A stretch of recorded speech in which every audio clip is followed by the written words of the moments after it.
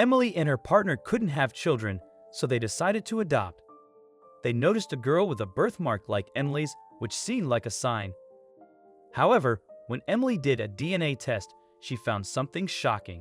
The doctor's expression confirmed bad news. Now she wondered about Sophie's DNA results and why they both had the same birthmark. Once Emily and David realized they couldn't have kids, they explored other options. They didn't want to stay childless forever.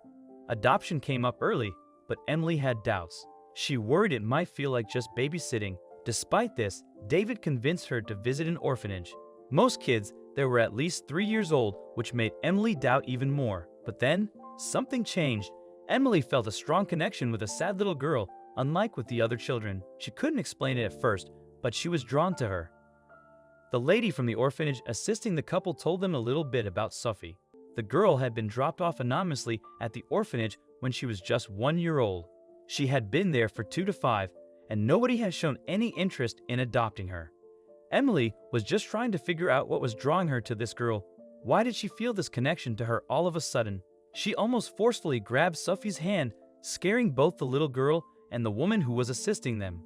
Right on Sophie's hand was a strange-looking birthmark that Emily recognized immediately. Emily had the exact same birthmark on her hand. She was holding their hands next to each other, and the resemblance was uncanny. It even seemed to be in the same spot. Emily could not believe what she was seeing. This could not be a coincidence. She looked at David, and it seemed like he felt the same way. They had to adopt Sophie. The orphanage agreed to set the procedure in motion, and Emily and David were excited to bring the girl home. Luckily, Emily and David managed to adopt Sophie quite easily. She was at home with them within 2 weeks' time, and her new family hosted a big welcome home party. Both sides of the family were present, and Sophie seemed to enjoy all the attention she was getting. The rest of the family was beyond happy as well. For the parents of both Emily and David, it was the first time they had a grandchild. It had been their biggest wish to become grandparents for quite some time already. David's sister had only recently started recovering from some hard times.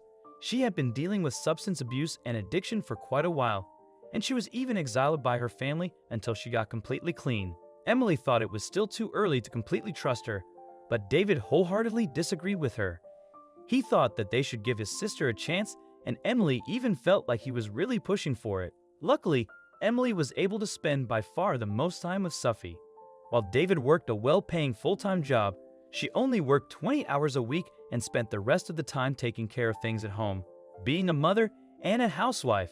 The more time passed after they adopted Sophie, the more Emily felt like she was not really improving her connection with the girl. She had felt that instant connection when she first met her, but that never evolved to more. Sophie seemed to be really shy toward her, which wasn't something she could say about David.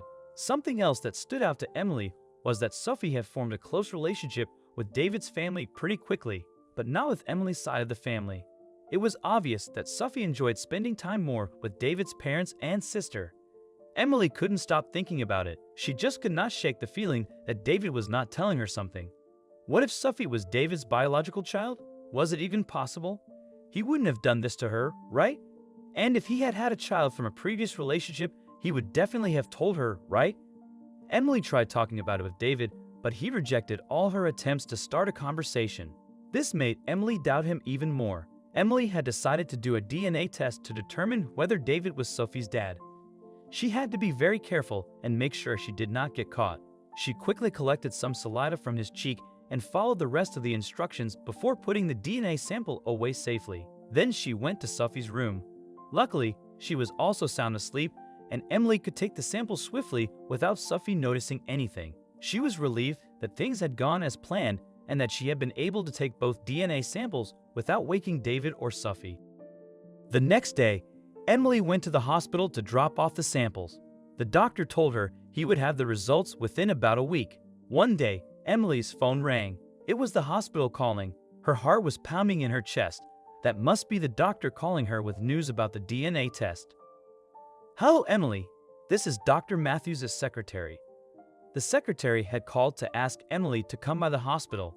The doctor wanted to discuss the test results with her in person, and the secretary managed to squeeze her in for an appointment the same day.